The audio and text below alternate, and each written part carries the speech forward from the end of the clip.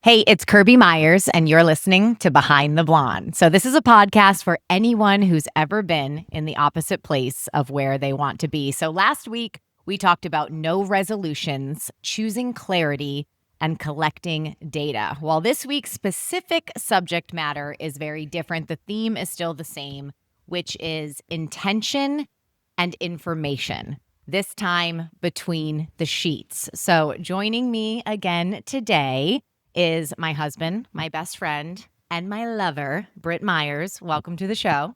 Well, first of all, I'm honored to be back on the podcast for a second time. And it's not just me. Our dog Boomer is sitting right beside me. He may join the podcast. He might not. So be ready for that as well from a special guest appearance. And I also want to point out that you told me to get me on the show today that the topic would be, when do you take down the holiday lights after Christmas or the holiday?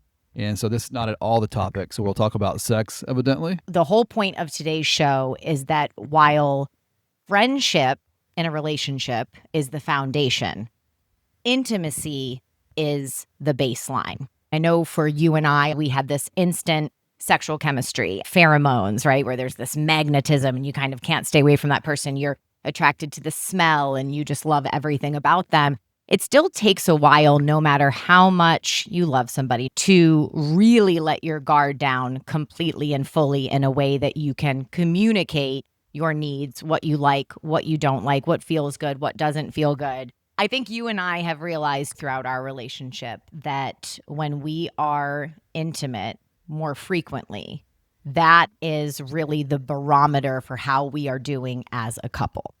And it takes work. It's not always spontaneous magic, especially in long-term relationships. We've been together for 7 years now, which isn't even that long compared to a lot of other couples we know. But, you know, when you add in children or families or work lives and all of these other things that we have going on, yes, it is required maintenance. I believe that. And that doesn't mean it has to be boring. That just means it has to be intentional, it has to be thought about, and it has to be communicated. So for women, I think sex is not something that we just do. It's something that requires our entire nervous system.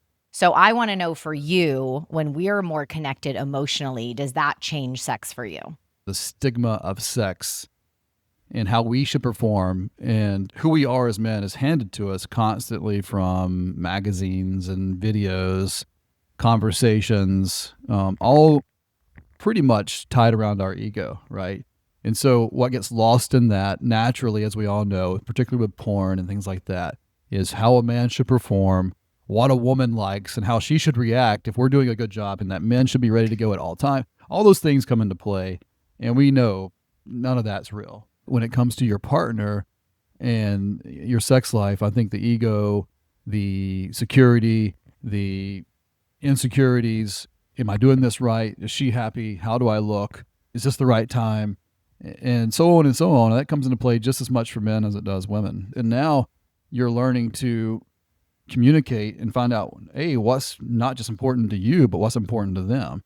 And what do they like? And what do they like to hear? And what kind of compliments do I like to hear? And am I sharing what matters to me? I know it's not rocket science, and there's different parameters that come into play if you have kids, your age group.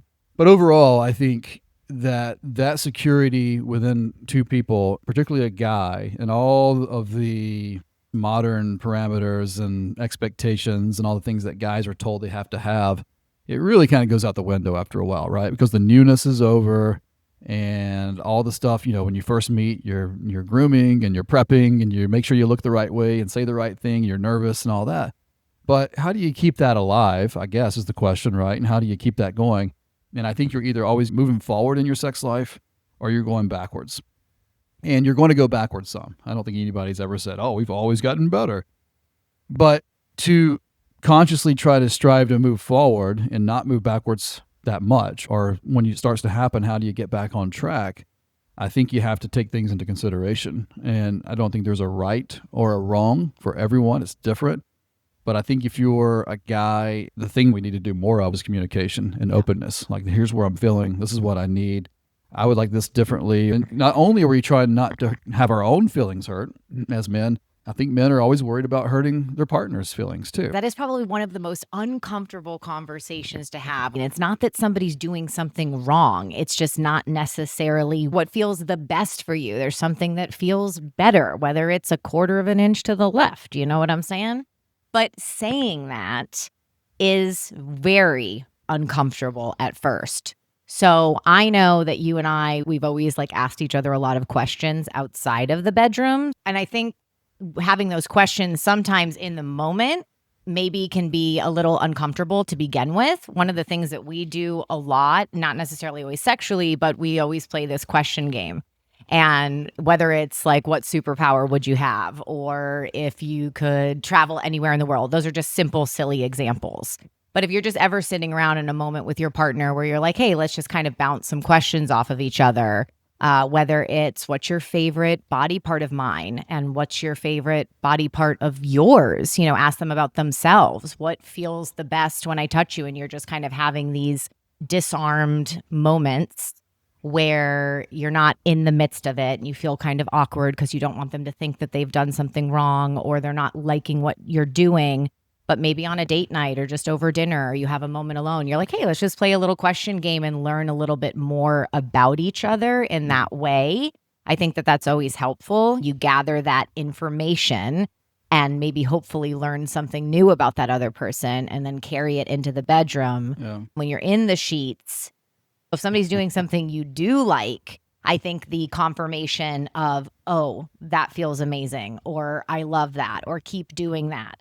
So if you're not super comfortable being vocal about the things you don't love, at least give them the confirmation on the things that feel great. It's all about you and your partner and communicating. Some people want sexy talk, and talk dirty.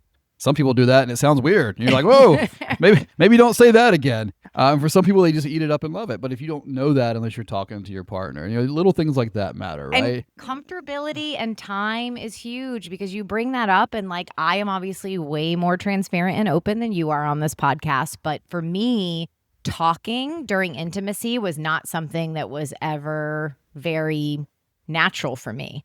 And over time in our relationship, I have gotten more and more used to that, and I have really come to enjoy it. I actually find that when I vocalize how I'm feeling or just saying things out loud or maybe complimenting you during sex, it actually heightens the pleasure. It actually heightens the sensation. It works both ways because these insecurities that men don't talk about, they Right. don't like to share. They're not sharing with their buddy about it. Like, hey, I really feel like I'm putting on a few pounds over here. I wonder if my wife's looking at that. We're not talking about that all the time. So if you're able to share that with your husband or partner and vice versa, it matters, right? Yes. And and you and I have talked about this before. We grew up differently, and everyone grows up differently. I grew up in, as I've talked about, the Bible Belt South near Atlanta in the church community. And even though the Bible, and whether you talk about the Quran or if you're Hindu or you're Buddhist or you're agnostic, we know in reality that sex is beautiful, and those things talk about sex being beautiful and a great thing. But the flip side is, if you grow up in church, like I did at least, and the family dynamic in the South is sex is something you don't really talk about that much. You might get the talk as a teenager with parents, and that's become more normalized.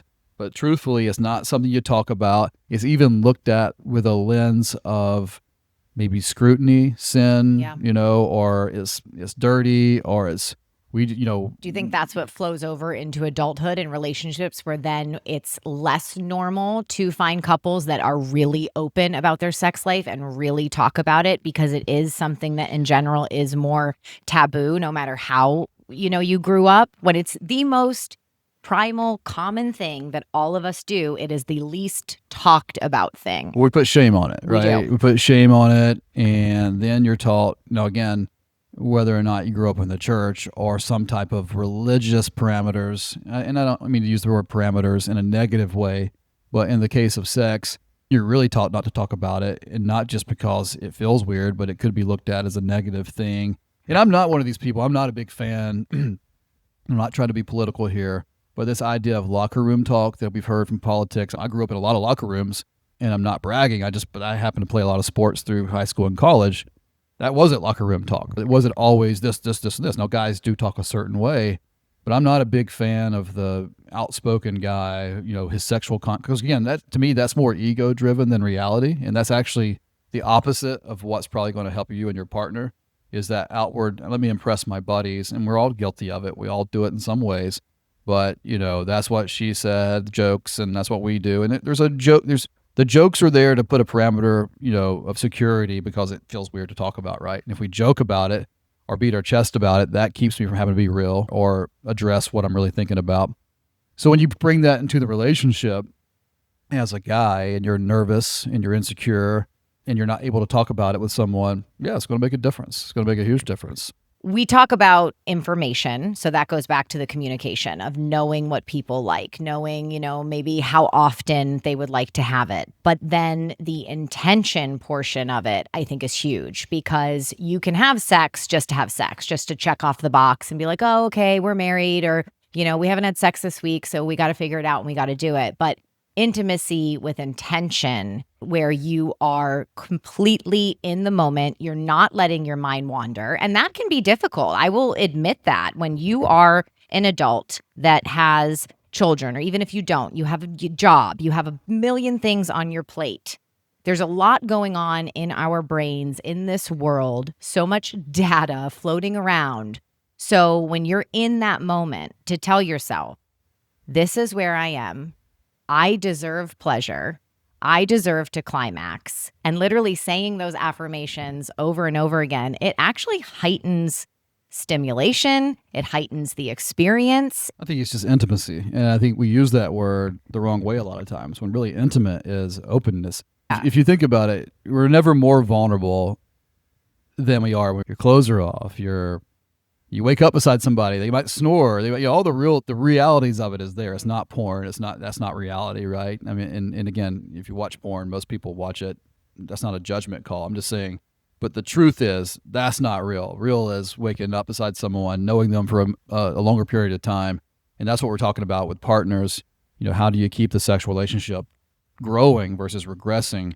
And so for men, all this stuff's in your head. The workday, your ego's tied to the success of your work and what you're providing and all the stuff that comes with being a man that you put on the shoulders. And I know totally applies to women too and all the things that go on there. But all that stuff is there. And now you're this vulnerable with someone. And what's standing in the way of growth is these insecurities or thoughts. And so if you're not able to get past that, it's always going to be holding you back. We're all guilty of it. I certainly am. If you think I'm sitting here talking about it with Johnny Sex answers today on the podcast, that's not me. I can only talk about me and what I see. You brought up porn, and that's a big one. I mean, I'm not going to lie. I have watched a lot of porn in my life. A lot. And when we met, we went through a phase where we enjoyed watching it together as well, too. And that's been something that's been out of our relationship now for a couple of years. I found that interesting that I think actually when alcohol left the relationship, that was a game changer. Intimacy without alcohol is a game changer. So we were able to get to a comfortability level that we never had before. And I think we found that we just didn't need that anymore. I think you have to ask the question, what do I need from that I'm not getting from my partner? Doesn't mean it's wrong. It might be something that does spice up your relationship. Again, there is no right way or wrong way, but it is how do you uphold intimacy and the drive with the partner you're with. If that's something that helps, great. But I think it can take away because if the question is, what does that offer me that I'm not getting without that? Mm-hmm. You need to ask that question, and if there's a great answer to it, great. If it's something that's really holding you back from another level of intimacy with your partner, I think that's something you need to discuss openly with each other. Like, this is what I get from that. This is what I like. And you can think, well, okay, that's fine. You first start dating and it's nothing but praise and you overlook some things and you're happy. And we all know how relationships go over time. The little things that bother us, we start to pick at each other and those types of things. I think that can be true in sex too, as we start forgetting what was great and the newness and the fun stuff. And we start finding the things we don't like, or, he or she doesn't look the same way anymore. Instead of finding like, hey, this is what I love about my partner, the things I worship about her body or think is just amazing, and letting them know that regularly. Guys love to hear it too. I mean, you can make a guy feel like a king. Just tell them how amazing they are, how great they look. They need that. Play off of that. Makes a huge difference in getting out of the shower, taking your shirt off. Yeah. And I think learning to accept a compliment as well is a huge one for me as a woman, no matter who we are, no matter what we look like, no matter what shape we're in. To your point, we are always so unbelievably hard on ourselves. We can find the one little thing that nobody else sees to focus on. So I think training yourself to take the compliment. When Britt and I first met, after having kids, my least favorite place on my body, absolute least favorite place, where I've kept the stretch marks from pregnancy and the, little bit of cellulite on the side of my hips. And, that's never going to go away. It would be a little bit of a discomfort point for me. And it ended up being his favorite place on my body. And now it's like one of my favorite places on my body, but I had to really let it go. I remember at first when you would touch it or grab it. I'm not trying to make this an X-rated podcast, but Thank you. My body would tense up a little bit because I was like, oh, that's the spot that I don't know if he's looking at that. Can he see that jiggle? Can he see that cellulite? And you were so complimentary of it. You loved it, that now it's something that I can literally look at and love and accept and think is beautiful. But I had to, in those first even couple of years, when you would say, oh, I love this, or this is amazing, even though my brain was saying, oh, it's not. Oh, look at this. Oh, I had to go, thank you. And there's a lot of power in just saying thank you to a compliment and accepting it. I think a lot of times we're so quick, especially as women, when somebody gives us a compliment, we don't feel it, to be like, oh, I don't feel that way, to come back with a negative. So if we can come back with a positive and come back with an acceptance of the compliment, even if we're not feeling it over time, that helps train ourselves as well to feel that way internally, which is initially coming from that partner praise. Yeah, I think most of all is like anything else in life, business, sports, whatever, it's communication. I guess the question is, is there a right amount of times to have, intercourse or intimacy in a week or in a month? And you talk to some couples and they're like, we go, 4 times a week or 5 times a week. And some like, hey, we had sex 3 times a year. And we know people like that, and, I don't have the answer. I can't imagine, being the people that say, hey, as far as my husband or wife goes or partner goes, it's once a week or 3 times a month or something like that. I think it's not just about sex. It's like, well, what does that matter? I think whether we want to admit it or not, a huge part of our relationships, the way we feel with each other, our closeness, the edge coming off, loving each other, our bodies are created that way to have that closeness. And when you have it, the relationship is better, right? You talked about that. There's no doubt that when you are having regular sex, regular intimacy, that we feel closer. It is the thing that immediately, again, brings us back to that baseline. So that's why I say when friendship is the foundation, intimacy is the baseline, because a relationship without sex is just a friendship. And hopefully you have that great friendship. But if you don't have the intimacy, that is the component that's missing for that deeper bond, for that connection. And so I know for us, like even just recently, obviously last week, I had talked about going through a really, really rough patch. And when that happens and I have to hold my shit together for everybody else, for the kids and the store and the world, the one person that gets the worst part of me is always you. That's true in any relationship, right? We take out the things on the person that we're most close to because we know that they're going to love us no matter what. And so we had gone, a couple of days without being intimate. And I remember a few mornings ago just leaning over and saying, I just need to be close to you. And we had that time and we made the time. And I think that that's really important as well, because I know that we're blended. So there's days that we don't have the children. So it's easy also to say, oh, you guys have built-in time to have sex. That is true, but we always make the time even when the kids are here. We're obviously go about it differently, but whether you have to wake up earlier, stay up later, find a time where you can meet each other in the afternoon, whatever it is that works with your schedule, you do have to make the time, especially if you have a family. Do you think you should schedule it? I think that if you need to, there's nothing wrong with that, but you and I have never done that. You and I have been more spontaneous with it, which I think has been very helpful to our relationship. But I do think that I'm not naive to the fact that if we had all 3 kids 24/7, There may be moments where we're like, hey, do you have an hour today where you can sneak away for lunch and meet me at home? I don't think there's anything wrong with that kind of scheduling at all. I think every situation is different. I mean, kids play a huge role in your sex life, right? You hear parents talk about it all the time, but it's not necessarily because the kids are in the next room. Again, it goes back to, in my opinion, because we can talk about our situation is different for someone else. But I do think more men are less apt to admit how mental and psychological sex is. And we all know a lot of, sexual inadequacy and those types of things with erection issues and those types of things with men are definitely mental. And if a man ever tells you he hasn't dealt with that before, I'm skeptical if that man's ever had an issue with his job or life or anything, because it is mental. Things like that wear on men, and we carry that a lot. We talk about women a lot because they deserve it and they have children, and there's, you can't compare that to what men can ever experience. I get that. But, if you're asking my perspective, which is why I think I'm on this podcast, the male perspective today is we don't give each other enough conversations around how the mental aspect plays into men's sex life.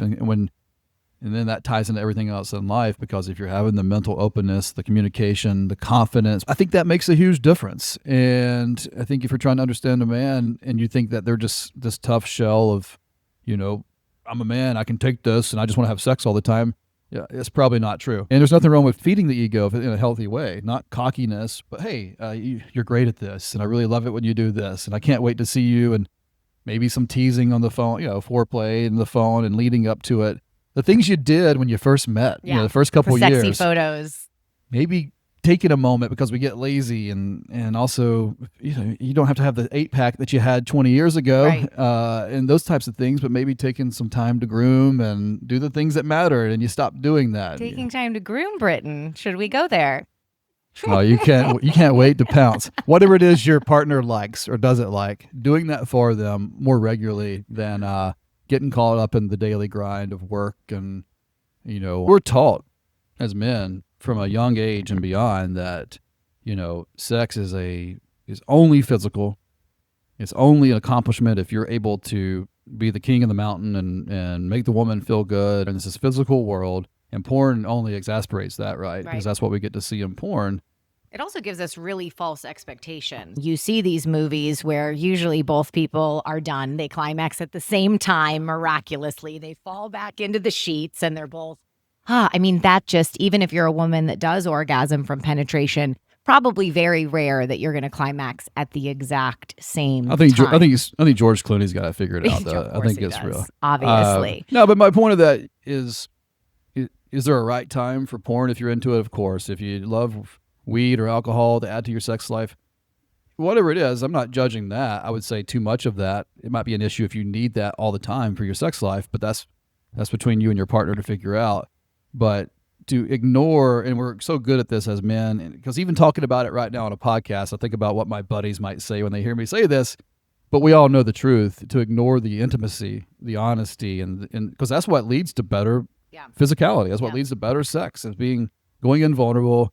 And whatever that cloudy thing that's coming up to your brain saying, oh, I can't be this vulnerable today because this is holding me back. Sure. My body, her body, something feels good, but I'm too scared to tell her this. Or what if I'm doing something wrong? I need to ask her. Do you like? So the more communication, the more openness you have from the intimacy standpoint. And that's what holds men back, because we don't like to talk about it. That's what's going to lead to a better physical relationship. And speaking of vulnerability, you just made me think about something it sounds so simple, but I think one of the most powerful things that you can do during sex is make eye contact. It sounds so easy, and you're probably thinking, oh, we do that all the time. Well, I challenge you to, next time you're in the bedroom with your partner, to really notice how often you two are really locking eyes.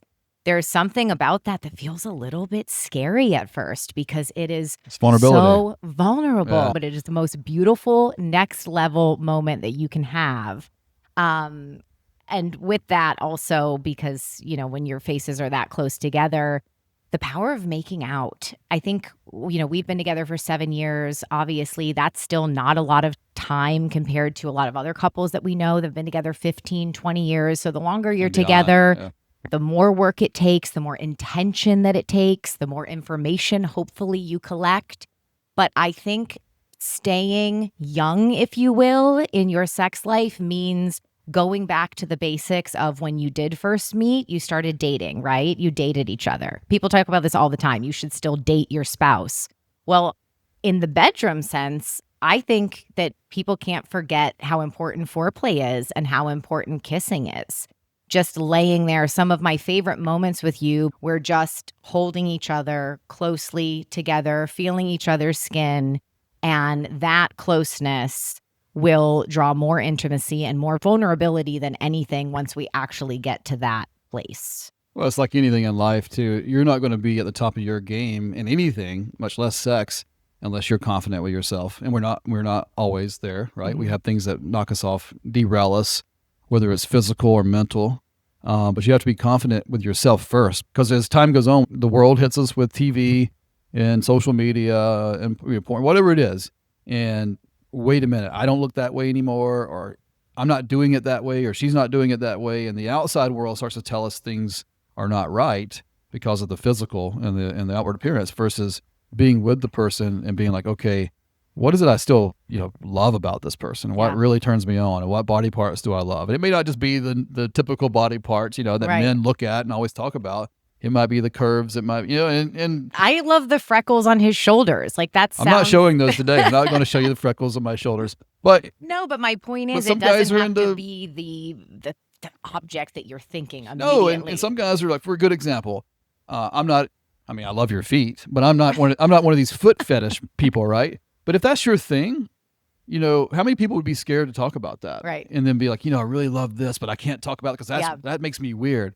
No, it's the way you're programmed. Totally. It doesn't make you weird. The natural tendency of men is not to talk about it or to do it. Or but women too. We're taught to feel shame about it. Like it's not my personal thing, but I have friends that really like role playing. They're like, I want to do this. I want to buy the outfits for him, but they're scared to bring that up.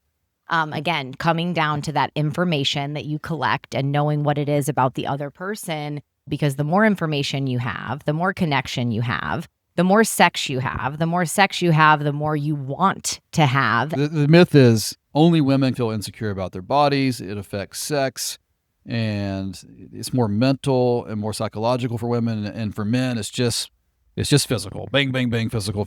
When it's really, I can tell you the truth is, and I'm going to get judged for this. And again, that's part of it. I feel it, right? I'm a guy talking about this, and it's not natural. But the truth is, if women are listening to this from my perspective, or potentially a man's perspective, is just as mental and psychological, if not more sometimes, for men than it is women. Because you can say, well, the woman's not wanting to have sex as much because her body's changed. Maybe she had kids and all the things you hear about in society. Men are just the same. I used to have a six-pack, but now I don't. But then we start to project, well, it's really her, it's not me. No, it's probably you. It's probably something you're projecting onto the other person because, if you really worship and love the person's body you're with, you're going to be more focused on the things you love than the things you don't. But if you're not talking about it, it starts to feel weird, right? Yeah. Oh, maybe we're not having sex as much because of my belly or whatever it is. Those things start bubbling up in your head, right? Yeah. And the idea is men don't think that way. Right. BS. We do. All men do. Most of your every single one of us gets in our head, and the one place you should not be in your head should be in the bedroom. So I think the more you do talk about it, and the more you can let yourself just go and take a deep breath and say, this is where I'm at, set the intention for the intimacy, which sounds silly, but literally tell yourself, I deserve pleasure. I love my body. I'm comfortable. I love my partner's body. And even if you have to say that over and over again, it allows you to get into that space where you're not overthinking it, because sex is the last thing that we should overthink. It should just be pure pleasure, which sounds so simple. Should be. It should be easy to talk. I should be completely comfortable talking about it right now. I'm not. Yeah. I know my buddies could be listening to this, or somebody's wife goes and says, Britt was on a podcast, and guess what he said? But everybody we see at the grocery store, if you go to church, if you go to school, everybody you look at and talk to wants sex, or they're having sex, or they wish they were having sex. Yeah. And it's the one thing that everybody, skin color, sexuality, age, you name it, is something that everyone has in common. Yes. Whether they want to, if they're abstaining, they still want it. You and I grew up very differently. You grew up in a religious household that didn't talk as much about it. My household was more open. My father, we did have a lot more conversations about it. My parents, I could see that. my parents were the kind that my dad would come in the kitchen and, give my mom's butt a squeeze and give her a kiss on the lips. So I loved that. And I think you and I have actually adapted that. We still get it from our kids sometimes. Ew, gross when we're kissing in the kitchen, but not really as much anymore because they're kind of used to it. We've sort of just, I don't want to say conditioned, but made them comfortable with the fact that we are two consenting adults that are in love. And not only is it okay, but it's actually a really beautiful, wonderful thing if you see us coming home at the end of the day and you walk in and you give me a big kiss and a big embrace and a big hug. That should be the norm, not the opposite. That's how we should be raising our kids, to think of sex as something that is very normal, obviously, that comes with a lot of responsibility, but that doesn't have a stigma tied to it. And if you're so lucky to have that amazing foundation of a friendship in a relationship, if you can add that intimacy level, then you are as good as gold. All right, so you know that I'm always in keeping of time. And by the way, if you're enjoying this, I almost always forget every week to say, please like and subscribe and hit that little bell button on YouTube. Or if you're listening out in the podcast world, you can like and rate. We appreciate it so very much. So as we leave you today, Britton, I want to know, we have so many female listeners out there. What advice would you leave them with when it comes down to how important intimacy is to a relationship, and that being the real baseline? Well, I think it's everything. Otherwise, you have a roommate or a friend. It takes commitment. It takes knowing each other without getting too comfortable and too complacent. So all in all, it takes communication. I do like that I'm a podcaster now talking about sex on YouTube. So I'm going to get a t-shirt that says sexual YouTuber. Sexual YouTuber. That's me. And truth is, I don't have all the answers, neither do you. We know that. But if I had advice or just something that might help someone else and say, hey, we're having sex once a week and we've been married 10 years and we've got 2 kids or 5 kids or 1 kid or a dog, and there's things that come into play and there's variables, of course. But I would say communication, the truth is, it's probably projection. It's probably insecurity. We're all getting older. So that reassurance you talked about a lot earlier. Yeah. Yeah, on both sides. And if it's intimate, then it's always something deeper. That's going to be something that you can grow on, right? Or build on. And are we perfect? Do I have it all figured out? No, but I know how much we love each other and enjoy this part of our lives. And it's so important, as it is to anybody, that's being honest, because everyone does it. Everyone's thinking about it and wanting to do more of it and do it better. And the truth is, most people want their partner to feel better too, and if you feel like you're not accomplishing that, it can really have a psychological effect on the male. So from a female perspective, let them know that. Let them know either, A, this is great, love it when you do this, or, hey, can we try this? Can we do this? Yeah. Because that matters to a guy. I'd rather know than not know. Yeah. Like, oh, that's going to hurt their feelings.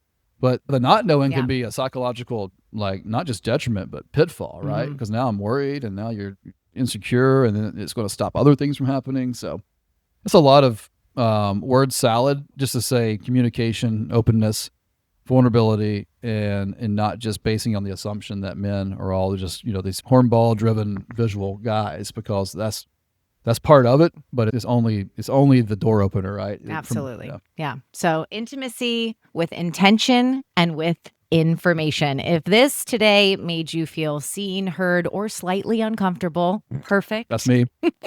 That is the definition of intimacy. So go talk to your partner, or better yet, don't talk at all. Thanks for listening so much to Behind the Blonde.